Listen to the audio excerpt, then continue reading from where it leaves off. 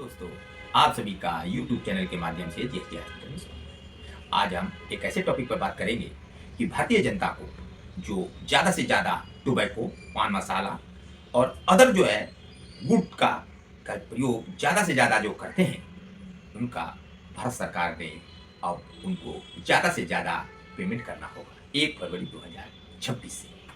अब ये क्या मैटर है? भारत सरकार ने ऐसा क्यों किया?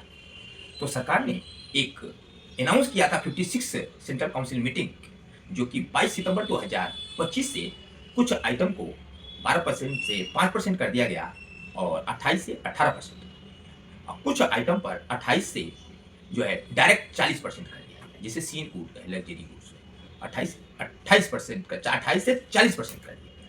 अब हम बात करेंगे कि जो अनाउंस 56 सेंट्रल काउंसिल में जो किया था कि जो है टोबैको गुड्स को 1 फरवरी 2026 से इम्प्लीमेंटेशन करने जा रही है सरकार ने। अब ये किस नोटिफिकेशन के तहत सरकार ने 1 फरवरी 2026 से जो है टोबैको पर वैल्यूएशन आरएसपी बेस करने जा रही है, और इससे फायदा क्या है? सरकार को ज़्यादा से ज़्यादा रेवेन्यू कलेक्शन हो और भारतीय जनता का पॉकेट ज़्यादा से ज़्यादा एक्सपेंडिचर करेगा। ये जो एक्सपेंडिचर ज़्यादा से ज़्यादा किसको करेगा? तो जो भी भारतीय नागरिक या भारत के बाहर का देश के कोई भी भारत में प्रोडक्ट टोबैको, पान मसाला, गुटखा और अदर जो है टोबैको जैसे आइटम प्रोडक्ट जो बनता है उसको ज़्यादा से ज़्यादा उपयोग करते हैं, तो उसको ज़्यादा से ज़्यादा पेमेंट करना पड़ेगा 1 फरवरी 2026। अब हम बात करते हैं कि इसकी वैल्यूएशन, इसका जीएसटी में कैसे करेंगे और इसका इम्प्लीमेंटेशन कैसे करेंगे। तो सरकार ने 1 फरवरी 2026 से जो है RSP base, retail sale price base, maximum retail sale price base पर जो है टैक्सेबल वैल्यू निकाला जाएगा। ये आरएसपी बेस किस नोटिफिकेशन के तहत है? ये जो नोटिफिकेशन आया था 19/2025 और 20/2025, जो कि अनाउंस किया गया है 31/12/2025 को। इसकी जो है नोटिफिकेशन के तहत अब जो भी प्रोडक्ट होगा, सिर्फ इसमें 6 प्रोडक्ट दिया गया है टोबैको में, वो एचएसएन वाइज जो है उनको उस नोटिफिकेशन में डिस्क्राइब किया गया है। अब उसमें क्या किस तरह से उसको आरएसपी बेस पर कैलकुलेशन किया जाएगा?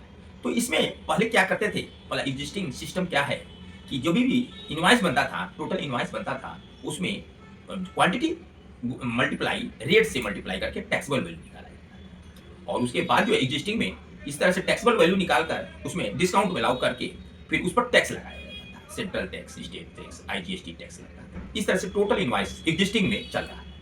तो लेकिन आरएसपी बेस में कैसे टैक्सेबल वैल्यू का और टैक्स का कैलकुलेशन बैकवर्ड कैलकुलेशन के तहत निकाला जाएगा। बैकवर्ड, जैसे आपने कोई प्रोडक्ट टोबैको जो है 100 पीस परचेज किया और उसका रेट 100 है, तो 10,000 हो गया, 100 मल्टीप्लाई 100 10,000 हो गया। उसकी जो है आपका ट्रांजैक्शन वैल्यू, अब ट्रांजैक्शन वैल्यू कितना निकला?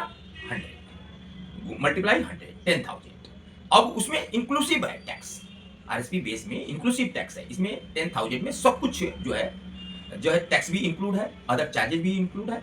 इसके तहत बाद जो है कोई भी सेलर ज़्यादा से ज़्यादा कुछ भी एडिशन नहीं ले सकता उपभोक्ता से, कंज्यूमर से, तो सिर्फ 10,000 ही लेना है, जिसमें इंक्लूड है टैक्स। तो आरएसपी बेस अब इसको उसमें कितना टैक्स इंक्लूड है, तो उसको बैकवर्ड कैलकुलेशन करेंगे। अब करेंगे जैसे 10,000 है, उसमें 40% टैक्स भी इंक्लूड है, तो मल्टीप्लाई करेंगे 100 मल्टीप्लाई आपका 100 प्लस 40 रेट, तो ये आपका टैक्सेबल वैल्यू निकल जाएगा। तो टैक्सेबल वैल्यू निकल जाएगा, तो जो है आपका 10,000 माइनस टैक्सेबल वैल्यू, तो डिफरेंस जो आएगा वो टैक्स रेट निकल जाएगा। अगर टैक्स रेट ज़्यादा आसानी से निकालना है तो आप ऐसे भी कैलकुलेशन कर सकते हैं, 10,000 मल्टीप्लाई रेट ऑफ टैक्स 40% और डिवाइड बाई 100 प्लस 40, तो इस तरह से जो है आपका टैक्स अमाउंट निकल जाएगा।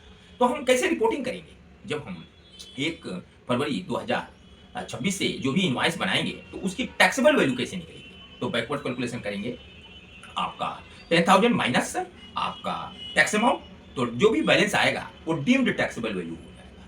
तो हमको रिपोर्ट कैसे करना है, जीएसटीआर 1 में कैसे फाइल करना है रेट पर, तो हम इस तरह से उसको करेंगे, transaction actual transaction value plus जो है आपका आरएसपी बेस्ड जो टैक्स आया है उसको प्लस कर देंगे, तो इस तरह से जो है आपका एक्चुअल इनवॉइस वैल्यू निकल जाएगा। तो यही फिगर जो है आपको उसमें रेट पर कैलकुलेट करना है। तो हम ये कहना चाहते हैं कि ये जो आरएसपी बेस 23 जनवरी 2026 से जो है सरकार ने एडवाइजरी इशू किया है, ये क्यों किया और किसका फायदा है, क्या नुकसान है? इसमें सरकार को जो है ज़्यादा से ज़्यादा रेवेन्यू कलेक्ट होगा, क्योंकि पहले क्या था कि जो है डीलर पहले वो डिस्काउंट के बाद टैक्स लगाता था।